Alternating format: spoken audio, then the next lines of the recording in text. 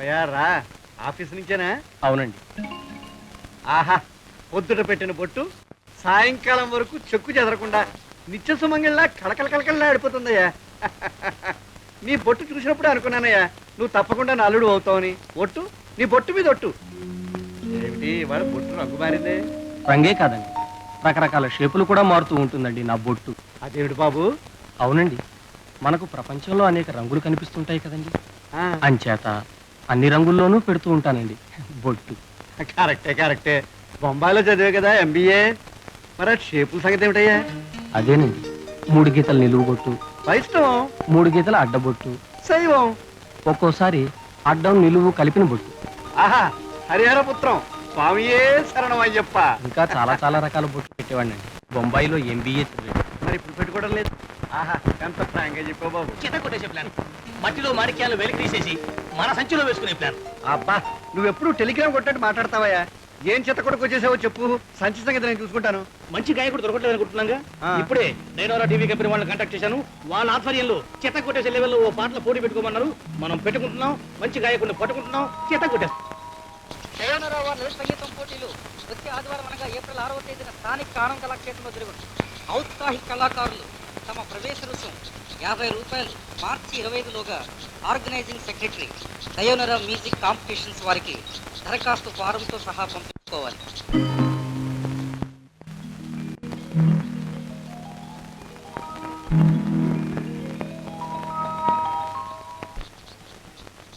రామజోగి మందు కొనరే ఓ జనులారా, రామజోగి మందు కొనరే ఓ జనులారా, రామజోగి మందు కొనరే.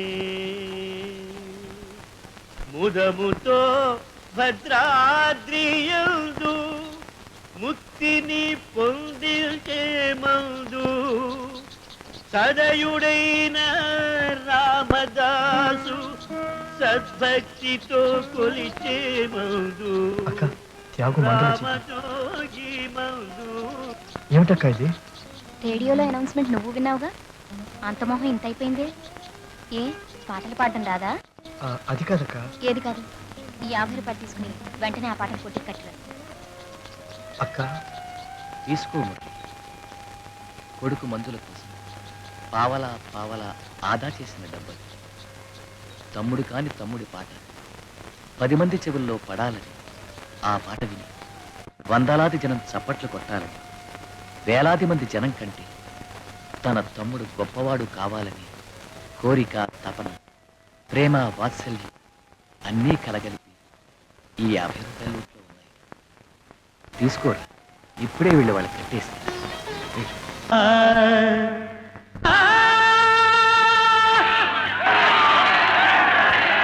ఓహో, త్యాగరాజు గారు బ్రదర్ ఇన్ లా అండి.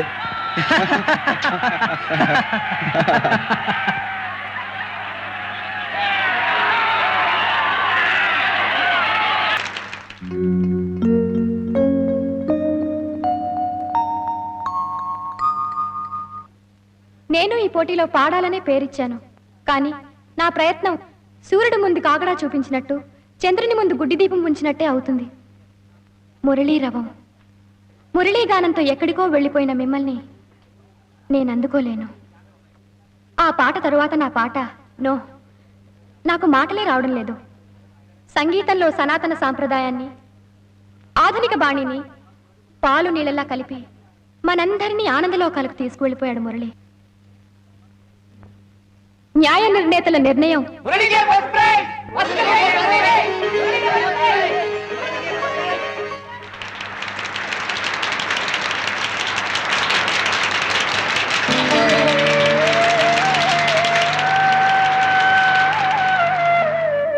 చెత్త కొట్టేశాడు. తెల్లవారుసామునే ఎస్పీ బాలసుబ్రహ్మణ్యం అతని కల్లోకి వచ్చుంటాడు, మన అందరినీ చెత్త కొట్టేశాడు. అతని పాటలే కనుక మనం క్యాసెట్లు వేసామంటే మనం ఆంధ్రదేశాన్ని చెత్త కొట్టేసేయచ్చు. ఇటు కాకినాడ, అటు కడప, అటు కరీంనగర్, ఏ చోట చూసినా మన క్యాసెట్టే, ఏ నోట విన్నా మురళీ పాటే చెత్త కొట్టేస్తుంది. ఆహా, హృదయాలను దోచేసే పాట, మనసుల్ని మత్తెక్కించే పాట, మనందరికీ పిచ్చెక్కించే పాట, ప్రేమికుల హృదయాల్లో గుడి కట్టుకునే పాట. నాదం సవి చూడాలి, శృతితో హృదయం జతగూడాలి. చెవిని చవిని శృతిని మతిని కలిపే రసవత్కృతి. నానా నానా మంచి ప్రోగ్రామ్ ఎంజాయ్ చేశాం కదా. మురళి ఎంత గొప్ప గాయకుడో చూసావా నాన్న? మన కంపెనీ ద్వారా అతని క్యాసెట్స్ వేస్తే చెత్త కొట్టేసి కదండి. అమ్మాయి, ఆ పాట పాడిన అబ్బాయి మురళి. ఓ, నీకు తెలుసు అన్నమాట. తెలియకపోవడం ఏంటి నాన్న? మన శివరామకృష్ణ గారి శిష్యుడు. నాన్న అలాంటి కళాకారుని ఎంకరేజ్ చేయడం మనకు కూడా లాభమే కదా. బాబు రవి, సింధూరవర్ణంలో ఉన్న నీ బొట్టు చూడగానే ఈ రోజు గురువారం ఆంజనేయ స్వామి రోజు అని గుర్తొచ్చిందయ్యా. జై భజరంగ పల్లి. ఏం భక్తి, ఏం భక్తి. అన్నట్టు మొన్న ద్వంద్వార్థాలకే వచ్చాడే, అతని కవిత్వం తీసుకున్నావు బాబు? అది కవిత్వం కాదు మావయ్య గారు, కాకినాడ కాజాలు. ఫ్రాంక్ గా చెప్పాలంటే ఈ కాలంలో కుర్రకారుకు కావాల్సిన కాజాలు, మనకు కావాల్సిన కాసులు అలాంటి కవిత్వంలోనూ దొరుకుతుంటాయి బాబు. ఇమ్మీడియట్ గా కవిత్వాన్ని క్యాసెట్లోకి ఎక్కించేసి నిన్న ఆ పాటల పోటీల్లో పాడాడే మురళి, అతని చేత పాడించే. నువ్వు పని మీద ఉండు. మావయ్య గారు, అతని చేత ఇంకేం చెప్పకు, వెంటనే వెళ్ళి అతను బొట్టు పెట్టే. రవి సుధాకర వన్హిలోచన రత్న కుండల భూషిణి ప్రవిమలంబున మమ్మునేలిన భక్తజన చింతామణి అవని జనులకు కొంగు బంగారైన దైవ శిఖామణి శివుని పట్టపురాణే గుణమణి శ్రీగిరి భ్రమరాంబికా భ్రమరాంబికా. Fantastic, fabulous. నీ గానమాధుర్యాన్ని గుళ్లకు గోపురాలకు ధారపోస్తే ఏం లాభం? దాన్ని జనంలోకి దూసుకుపోయేటట్లు చేయాలి. అలా చేయాలి అంటే ఇలాంటి పాటలతో నీ క్యాసెట్లు, రికార్డులు మార్కెట్లో వదలాలి. మాట మాటకు రెండర్థాలతో యూత్కు మత్తెక్కించి పిచ్చెక్కించాలి. ఆ దెబ్బతో మన ఇళ్ల మీద రూపాయల వర్షం కురుస్తుంది. వేలు, వేల నుంచి లక్షలు, లక్షల నుంచి కోట్లు, కోట్ల నుంచి. మీరు నాకు ఇస్తున్న ఈ అవకాశానికి ఎంతో కృతజ్ఞుడిని. కానీ ఇలాంటి నీచమైన పాటలు పాడి నా కంఠాన్ని మలినపరచుకోలేను. పవిత్రమైన కళకు కళంకం తెచ్చిపెట్టలేను. రాములమ్మ గుడి కాడ రంగి కన్ను కొట్టిందంటూ స్టేజ్ మీద గంతులేసావుగా, అంతకంటే నీచంగా ఉంది ఈ కవిత్వం. పొరపాటుగా అర్థం చేసుకున్నారు. ఎవరైనా మంచి కంటే చెడునే తొందరగా స్వీకరిస్తారు. అందుకే ఒక మంచి వస్తువు గొప్పదనాన్ని, ఒక చెడు వస్తువును దాని పక్కన పెట్టి చూపించే ప్రయత్నంలో ఆ రోజు నేను అలా పాడాను, అంతే. ట్రాష్. నువ్వు మాట్లాడేదంతా ట్రాష్. ఈ రోజుల్లో సినిమాలు తీసుకో, సైకిల్ చైన్లతో, నాటు బాంబులతో, అర్ధనగ్న దృశ్యాలతో జనాన్ని రెచ్చగొట్టి డబ్బు చేసుకుంటున్నారంటారు, అంతేనా? పాలు తాగే పిల్లలకు బ్రాందీ అలవాటు చేస్తే కొద్ది రోజుల్లో బ్రాందీయే బాగుంది, అదే కావాలంటారు. అలా అని పాల కంటే బ్రాందీ ఉత్తమమైంది అనుకుంటే అది సంఘద్రోహం అవుతుంది. ఇలాంటి పాటలు పాడి నేను ఆ ద్రోహం చేయలేను, చెయ్యను. అయితే మేమంతా ద్రోహులం అంటావా? ఆ విషయం అక్కడడిగి తెలుసుకోండి. నువ్వు సంఘద్రోహివి. చెత్త సాహిత్యాన్ని క్యాసెట్లుగా, రికార్డులుగా చేసి ప్రజల్ని పెడతో పట్టించి డబ్బు చేసుకునే దేశద్రోహివి నువ్వు. ఏమిటి ఇంత ఫ్రాంక్ గా అంతంత మాట్లాడాడా? అంతేకాదు మోయ గారు, వాడు మన పాటలు పాడనంటున్నాడు. కానీ మన శృతితో వాడి పాటలు, షికార్లు చూస్తుంటే వాడు ఏదో గొప్ప గాయకుడు అనుకుంటున్నాడా? రాస్కెల్. ఇంతవరకు వాడి పాటలు రికార్డ్ చేద్దాం అనుకుంటున్నాను, కానీ వాడి మాటలు రికార్డ్ చేసుకోమని ఇప్పుడు నాకు గుర్తు చేశాడనమాట. ఆల్ రైట్, వాడన్న మాటలు మనస్సులో రికార్డ్ చేసుకుంటున్నాను. ఏమిటమ్మా వాళ్ళు రికార్డ్ చేసేది? సంగీత కళానిధి మహాదేవుని శివరామకృష్ణయ్య గారి శిష్యుడు నేను. ఇలాంటి పాటలు పాడి ఆయన మర్యాదను మంటగలుగుతాను అనుకున్నాడా? నా గొంతులో ఉన్న స్వరాలు 7 సరి గ మ పద నీలు కావు. శివరామ కృష్ణయ్య, తెలుసా? గురుగారు మీరా? ఎంతసేపు అయింది వచ్చి? సమయానికే వచ్చాను. లేవకమ్మా. ఏమమ్మా, నీ ఒంట్లో ఎలా ఉంటుంది? ఎలా ఉంటుంది మాస్టారు? మందులు కొన్నివ్వదు, కొన్న మందులు వేసుకోదు. కొంచెం మీరైనా చెప్పండి. నువ్వేదైనా ఉద్యోగం చేస్తుంటే వేసుకుంటుందిరా మందులు. మా భూషణం గారి దగ్గర ఏదైనా పనిలో చేరదు గాని. వద్దు మాస్టారు, నా చేత బూతు పాటలు రికార్డ్ చేసుకుంటారని నన్ను రమ్మన్నాడు ఆయన. అలాంటి ఆయన దగ్గర నీ గొంతును తాకట్టు పెట్టక్కర్లేదురా. వాళ్ళ ఆఫీసులో ఏదో ఉద్యోగం చేద్దు గాని మనకు తెలుసున్న వాళ్ళలో ఉద్యోగం ఇవ్వగలిగేవాడు వినయ్ భూషణ్ రావు తప్ప ఇంకెవరున్నారు? రాణి 19, రాజా 21, కాలేజీ ఆరు మిస్టర్ కోమలరావు. టింగ్.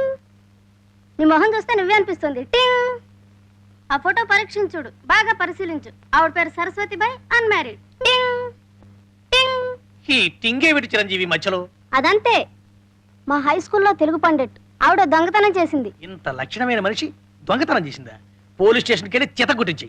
నా మనసు దొంగిలించేసింది. టింగ్. ఏంటయ్యా అలా పిలిచిపోయావు? టింగ్. ఏం లేదు, చిన్నపిల్లాడి చేత కూడా చెత్త గుట్టించుకుంటున్నానే అని. లవ్లింగ్స్ అని పెద్ద బోర్డు పెట్టావు. టింగ్. కొట్టు, చెత్త కొట్టు. లవర్స్ కలుపుతానని డబ్బా కొడతావు. టింగ్. నేను డబ్బా కొడితే నువ్వు చెత్త కొడతావుటయ్యా? మొహాలాడేసుకున్నావేంటయ్యా? టింగ్. నువ్వేం తిప్పలు పడతావో నాకు తెలియదు. టింగ్. I love her. టింగ్. నీకెంత ఖర్చు అవుతుందో చెప్పు. టింగ్. రేపొచ్చి చెక్కిస్తాను. టింగ్ టింగ్. వామ్ము, చిన్న కుర్రోడైనా ఏ లెవెల్లో చెత్త కొట్టేశాడు. అన్నయ్య, ఎడారిలో కోయల్లా మురళి వంటి చక్కటి గాయకుడు ఎవరికి ఉపయోగపడకుండా అయిపోతున్నాడు. అతన్ని మనం ఎలాగైనా ఎంకరేజ్ చేయాలి. అతను ఒక రేడియో సింగర్ని చేయాలి, టీవీ సింగర్ని చేయాలి.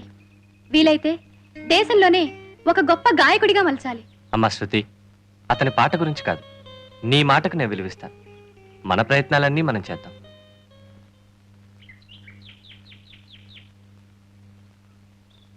ఓహో, ప్రముఖ సంగీత విద్వాంసులు శివరామకృష్ణయ్య గారా? వెంచేయండి వెంచేయండి. భూషణం, మురళి అని నా శిష్యుడు. చాలా మంచి కుర్రాడు. పాటలు చాలా బాగా పాడతాడు. తండ్రి లేడు, పాపం తల్లి రోగిస్తుంది. నీ కంపెనీలో ఏదైనా ఉద్యోగానికి పనికొస్తాడనుకుంటే. అబ్బా, ఎక్కడా కిందకి దిగవరా? ఒరేయ్, ఈ కుర్రాడికి ఉద్యోగం ఇయ్యి అని అన్నావు. ఒరేయ్, ఈ కుర్రాడికి ఉద్యోగం ఇవ్వరా అని కూడా అన్నావు. లెవెల్ రా, లెవెల్. భక్తపోతన్ గారి లెవెల్. ఏంటబ్బాయ్, ఏం చదువుకున్నావు? ఇంటర్మీడియట్ పాస్ అయ్యానండి. సో అంతటితో చదువు కూడా మానేసి పాడు కూడా మొదలెట్టావన్నమాట. రాస్కల్, నాతో ఆడుకుంటున్నావా?